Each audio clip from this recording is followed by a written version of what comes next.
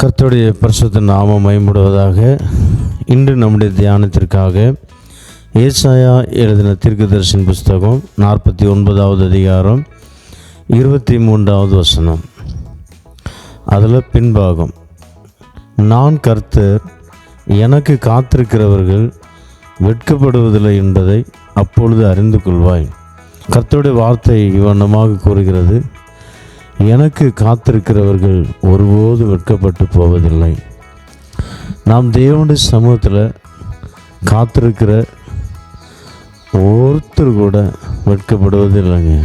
நாம் கர்த்தருடைய சமூகத்தில் காத்திருப்போமானால் நாம் ஒருபோது வெட்கப்பட்டு போவதில்லை.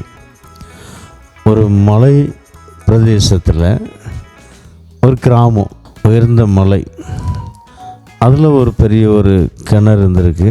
அந்த கிணறுல தான் அநேக தண்ணீர் எடுத்து அதை பயன்படுத்தி கொண்டு வந்துருக்கிறாங்க. இப்போ திடீரென்று அந்த கிணத்துல தண்ணீர் இல்லை, தண்ணீர் காஞ்சி போச்சு. அப்போது எல்லா ஜனங்களும் மலைக்கு அடிவாரத்தில் இருக்கிற ஒரு கிராமத்துக்கு போய் அங்கே உள்ள கிணறை தேடி அங்கே இருந்து தண்ணீர் கொண்டு வந்துட்டு பயன்படுத்தியிருக்கிறாங்க. அப்படி இருக்கும்போது ஒரு வயசான அம்மா கர்த்தருடைய சமூகத்தில் அதிகமாக காத்திருக்கிற ஒரு தாயார். அந்த அம்மாவும் வேறு வழி இல்லை, அவங்களுக்கு வேறு யாரும் இல்லை. இப்போது என்ன செய்ய, இப்போ எடுக்க தான் செய்யணும். ஒவ்வொரு நாளும் எடுத்துகிட்டு வரும்போது, கீழே இறங்கும்போது, மேலே ஏறும்போது இயேசுவே என்று சொல்லி தான் ஏறும். ஏசப்பா தான் பலப்படுத்துகிறார். ஆனால் கொஞ்ச நாள் போச்சு, அந்த அம்மாவுக்கு ஒரு எண்ணம், இந்த வார்த்தை அந்த அம்மாவுக்கு கடவுள் நினைப்பட்டிருக்கிறார், அவருடைய சமூகத்தில் காத்திருக்கிறவர்கள் வெட்கப்பட்டு போவதில்லை. இப்போ அவருடைய சமூகத்தில் ஒரு நாள் உட்கார்ந்து ஜெபிக்க ஆரம்பித்தாங்க. ஒரு நாள் உட்கார்ந்து ஜெபம் பண்ணிவிட்டு மறுபடியும் அந்த கிணத்தண்டை போய் பார்க்குறாங்க. அந்த கிணத்து பக்கம் யாருமே போக மாட்டாங்க. அந்த கிணறு ஒரு ஓரமாக இருக்குது, கிராமத்துக்கு ஒரு ஒதுக்குப்புறமாக. இப்போது அந்த கிணறுக்கு யார் போனாலுமே கிராமத்தில் உள்ள ஜனங்கள் எல்லோரும் பார்ப்பாங்க. அப்போது இந்த அம்மா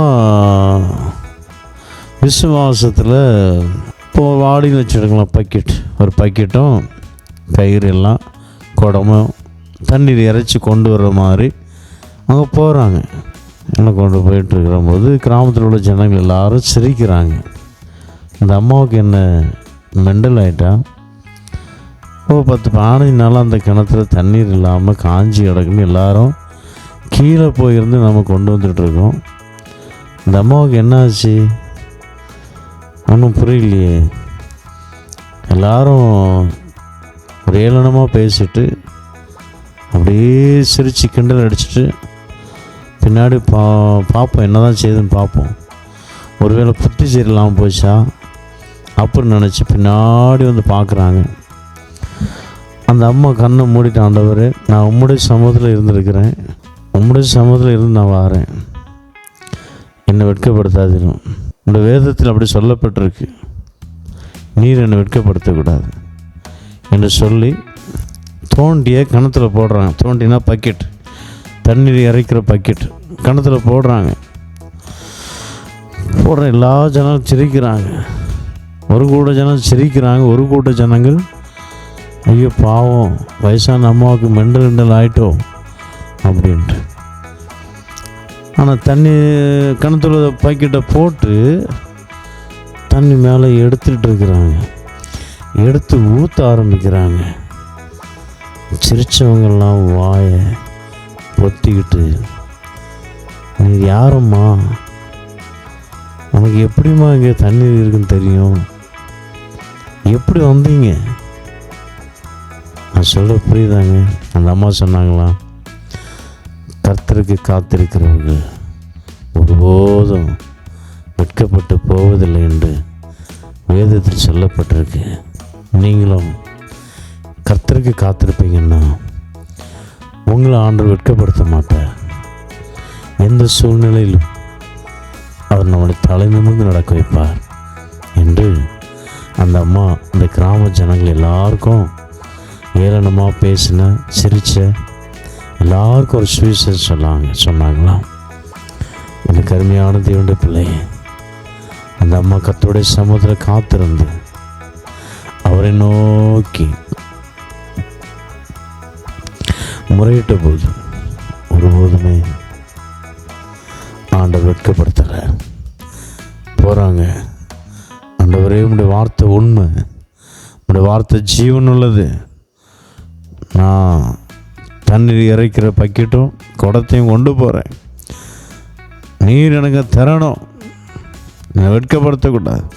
எனக்கு கீழே ஏறி போயிட்டு வர முடியல எனக்கு சொல்லிட்டு போயிட்டே இருக்கிறாங்க கிணத்து பக்கத்தில். எனக்கு அருமையான தேவனுடைய பிள்ளைய, அந்த தாயாருக்கு கடவுள் மேலே, கடவுளுடைய வார்த்தை மேலே அவ்வளோ நம்பிக்கை, அவ்வளோ விசுவாசம். நாமும் கர்த்தருடைய வார்த்தையை நம்புவோமானால், விசுவாசிப்போமானால் கர்த்தருடைய அற்புதத்தை நான் பார்க்க முடியுங்க. கர்த்தருடைய அதிசய கிரியைகளை நான் பார்க்க முடியும். இந்நாட்களில் ஏன் நம்முடைய வாழ்க்கையில் அற்புதங்கள் நடக்கிறதில்ல? ஏன் அதிசயங்கள் நடக்கிறதில்ல? ஏன் நாம் அநேக இடங்களில் தலை குனிந்து போகிறோம்? நாம் விசுவாசிக்கிறதில்லை. எனக்கு அருமையான தேவனுடைய பிள்ளை, சோர்ந்து போகாதீங்க. கர்த்தருக்கு காத்திருக்கிறவர்கள் ஒருபோதும் வெட்கப்பட்டு போவதில்லை. எந்த இடத்துல நீங்கள் தலை குனிந்தீங்களோ அந்த இடத்துல கர்த்தர் உங்களை தலை நிமிர வைப்பார். சோர்ந்து போக வேண்டாம். கண்களை மூடுவோம்.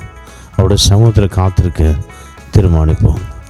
சர்வ வல்லமுள்ள பிதாவே நன்றி ஸ்தோத்திரிக்கிறோம். நீ நல்லவர், நேற்றும் என்றும் மாறாதவரையா. அப்பா ஸ்தோத்திரம்.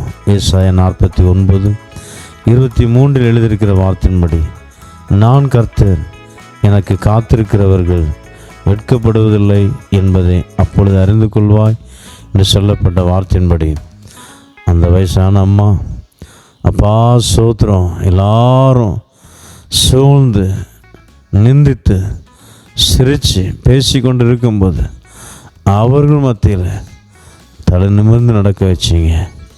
உமக்கு நன்றி செலுத்துகிறோம். அதே போல நாட்களில் எத்தனையோ பேர் நிந்தைகள், அவமானங்கள் மத்தியில் ஜீவிக்கிறாங்கப்பா. குழந்தை இல்லையே, திருமணமாகலையே, ஆசீர்வாதம் இல்லையே, வீடு கட்டப்பட்ட வீடு பாதியில் நின்று கொண்டு இருக்கிறது, என்ன செய்வது ஒன்றும் புரியலையே. அப்பா, வேதனையோடு கண்ணீரோடு இருக்கிறவனுடைய பிள்ளைகள் மீது மனமிறங்குவீராக. அவருடைய நிந்தைகள் மாறட்டும், அவருடைய வெட்கங்கள் ஆண்டவரை மாறட்டும். அப்பா, தலை நிமிர்ந்து நடக்க அவர்களை நீர் ஆசீர்வதிப்பீராக. இந்த ஆசீர்வாதத்தின் வல்லமை இறங்கட்டும் ஆண்டவரே. பலவீனமாக இருக்கிறவர்களை நாங்கள் நினைவு கூறுகிறோம். வியாதியாக இருக்கிறவர்களை நினைவு கூறுகிறோம். சுகப்படுத்துவீராக, பலப்படுத்துவீராக. இந்த காலை நேரத்தில் இந்த வார்த்தை மூலமாக பெரிய ஒரு அற்புதம் நடக்கட்டும், விடுதலை உண்டாகட்டும், நாம் மேம்படட்டும், பிரச்சனை கூட இருக்கட்டும். அப்பா, போகும்போது வரும்போது எல்லாரையும் காத்துக்கொள்ளும்.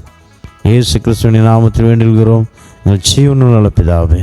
ஆமேன், ஆமேன். God bless you.